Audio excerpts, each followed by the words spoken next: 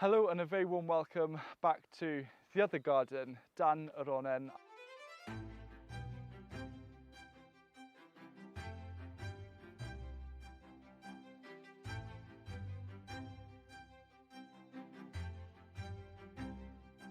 I thought it was time to give you a bit of an update for what we're doing in this space, and yeah, really excited to show you what's going on. So I'm going to start off with the first thing that we did here, and it is what we've dubbed it as the Wi-Fi garden, because from a bird's eye view it looks a bit like the Wi-Fi icon. It just naturally happened that way. I don't always, I could have spent a year observing the land and did a proper permaculture design, but when you're just eager and passionate, you've got to get started. And we got started in that corner there where you've got the Jerusalem artichokes, or if you're from America you call them sunchokes. They were just spare tubers from the main garden that we usually film at. And we've got a bunch of beds here. It's great fun, lots of things happening. This is quinoa that's growing really nicely. I've just found out a few days ago that you can eat the greens of a quinoa. This is the black runner bean. It's a Welsh variety of runner bean. Then we've finished the field beans crop. That was great. We've got strawberries coming through. I can see a few red ones as a nice surprise. Sweet corn, leeks. It's very compact, it's very nice, but a lot of food has come out of this already. The second thing we started to implement was this herb garden. So this whole site was just a field. It'd been grazed on for about 30 years and there was nothing here. So it was a bit odd just putting in these beds and then sticking some herbs in, but it's turned out so beautiful. There's so many different things happening. I've got lemon verbena, absolutely amazing. We've got chives. We harvested a kilo of mint the other day for a local restaurant to make a mint kombucha. This thing over here is with this beautiful pink flowers, is blackcurrant sage. It just smells absolutely stunning. So I love the vibrancy of this space, the amount of pollinators that are here.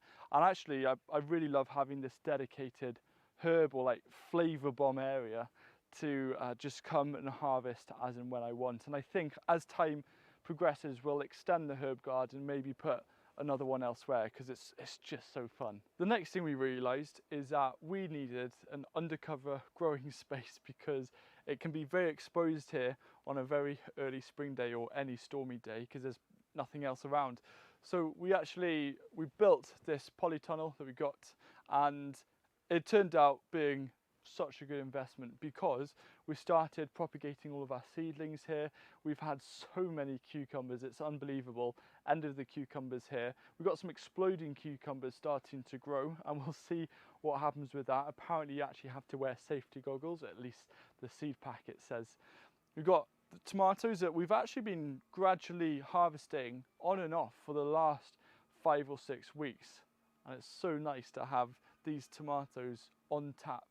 And yeah, it's a lovely space. It's now slowly going to transition towards growing a lot of winter salads all through the winter, hence winter salads in this space, so we can get as much fresh greens during the darkest of months. Before I show you too much of all the other gardens and stuff that are happening here, I wanted to explain and walk through our water setup, because we're not on mains here, and the spring that we were going to use dried up in April. So we had to kind of think outside the box a bit. One advantage of this space is that there was this pond in the bottom corner of the field that has been shaded by trees, which has been so useful because it's north facing. There's barely any sunlight on the water, so evaporation has been minimal. And this is where we've been actually pumping a lot of the water up. And you can see we've actually got some willow here. These are willow that we planted in April, and some of them are getting on 3 meters tall already. Around the pond, we've let this just become quite a nice, wild, nature-friendly space. We've also developed this more of a permanent structure for our water pump. This is a future pump which we use. It's powered by solar panels, and it will fill up an IBC tank in around 20 minutes. We've used these pallets, and we had some old kind of polytunnel covers over the top. This just keeps the rain off, but this honestly has really, really helped us. Over winter, we are going to put on some IBC covers, some black covers, just to stop potential algae growth. But we've got a very simple setup. We've got pipes that lead from the base of the IBC tank into these kind of like dustbins that we can then dunk cans of water so we can water things if we just need to water a little bit of stuff, but we can also take a hose pipe out from the base and water larger areas. To the right of me there are 4 IBC tanks which stores in total, when full, 4,000 litres of water, and it's a bit of an unsightly thing to have at the top. So we've actually built this rainwater capture just so we can supplement all of the water, and it kind of creates a nice protective undercover area just to put some things out of the way. We grew some sweet peas up along the side which were really nice as a screen, and then we've got a Gardena wall mount, and we've also got a Gardena battery powered pump. I'll show you how we're off-grid in this space in a second, but this has been an honest lifesaver. I've never had water pressure before to play with. I can now go with my hose and spend a little bit less energy carrying watering cans all around the place. So in order to charge our Gardena batteries and all of the batteries and camera chargers, etc. that we need here, we've got a EcoFlow setup. So this effectively is a battery pack, but it's connected to a photovoltaic cell, solar panel outside that comes under the polytunnel and charges this. So this is, as long as it's light outside, this is always going to be charging and storing a lot of electricity inside, and then we can just plug in usual 3-pin plugs if we want, USB, etc. This as well has been a lifesaver. Being off-grid and using battery powered, not petrol powered, especially with the prices, is super useful. For me and my team, and I'll be sharing more about our team probably in a future video. It's not just me that's doing this, trust me, I haven't done that much compared to everyone else. But what we really enjoy doing is setting volunteer days, so we do one every 2 weeks or so. And it's about creating a bit of a nice statement when people come in. So we've got this border against the car park where we've planted roses, it's just to the right of me, and those are going to mature over time. And then just adding some trees. So these are damsons that we've planted along here. Then we've got these little beds. It's just adding lots of colour and interest and not just having everything a little bit blank. In the future, we'll be doing a lot of edible ornamental borders. That'll be a big project over autumn. We've got a nice little seating area behind with creeping thyme and rosemary, but we just want this to feel like a really nice, positive place, a place to come and celebrate and have fun, chat about gardening, eat nice food, and enjoy the sights. We've also built this mini garden, which as time progresses will show lots of different ways that you can really compact a small area and grow as much as possible. There's also going to be a bit of a nice seating area in the front. One of my favourite things that we've done here is a pallet fence, and I think it was my colleague Lucy, she's actually put the squash plant growing along, in and out, winding through the pallet fence. I thought that was a great idea. What a fantastic trellis, and it also looks stunning. And as time progresses, we'll be growing lots of things up the trellises. We've also got a mini polytunnel in here that's absolutely chock-a-block with tomatoes. And then we've got these metal raised beds, showcasing what you can do with cinder bricks, a little hot bin, lots of things happening in a small space. I can't wait for next year. I couldn't wait any longer, so excited to share it, but we have chickens here. We've got 20 chickens. These are going to become our chief composters, which is very exciting. Lots of things are very exciting for me. We'll also be getting ducks and hopefully some goats at the end of the summer, but it's so nice just to have this life and activity around the place. We're going to create a bit of a nice kind of chicken food forest for them to go scavenging and hunting, and they're just an absolute delight to have in this space. It brings so many people when they come here, a lot of smiles.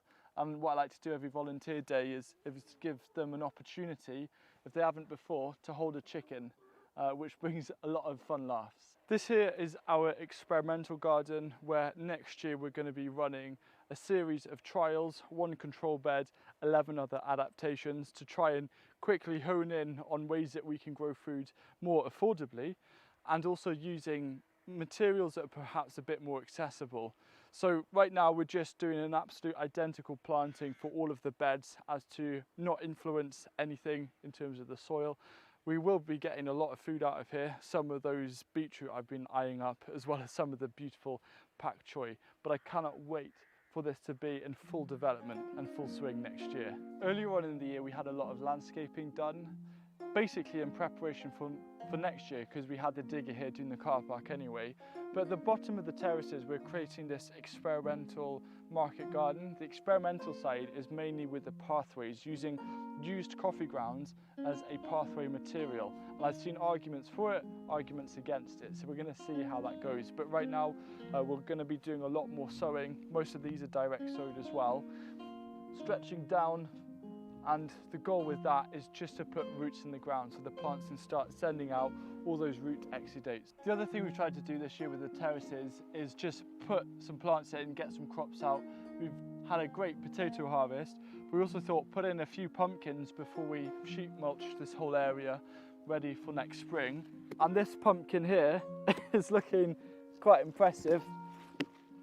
Look at that. We've counted, we've got about 40 sizable pumpkins in this patch, so I'm looking forward to Halloween. One of the winter projects that we're all really excited about is we'll be putting in 100 fruit trees in this space. It's going to be a mix of mainly Welsh heritage apples, but also things like plums and damsons and pears and different rootstocks, but that's going to add, I think, a really nice feeling to this whole space. Project Leeks is having a really big influence on how we're approaching this space, and also the projects that we're deciding to undertake. So one example right now that we're working on is we've got an IBC tank and we're digging a hole. We're going to half bury it, turn it into like a bit of a hobbit house with a door as a low-cost root cellar. This is easily the biggest growing project that we've undertaken. We've only scratched the surface for what this area is going to be. We've got 5 acres at the top, which is going to turn into hopefully a really nice agroforestry experimental setup.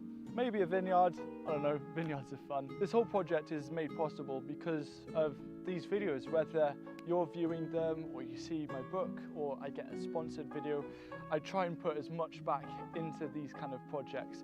And the latest thing that's happened as well, that is also the biggest project outside of growing food, is my online garden centre. I've got an online garden centre that's open today in the UK and the US. So we're selling everything from the Figo Garden raised beds, a series of cold frames that I've designed myself, and also including everything such as tools, organic seeds, polytunnels, fire pits, the Kelly kettle. All of these things are available on the shop, and I've designed it and curated it in a way for people who grow food, for vegetable gardeners. My goal is it's a one-stop shop where you can get what you need to grow food successfully and know that through buying that, you're supporting projects such as this. So go check out my online garden centre at hughesgarden.com. I really hope that it can help cater for your growing journey, and if you have any questions at all, do not hesitate to ask, and I'll see you again next week for another garden tour, hopefully.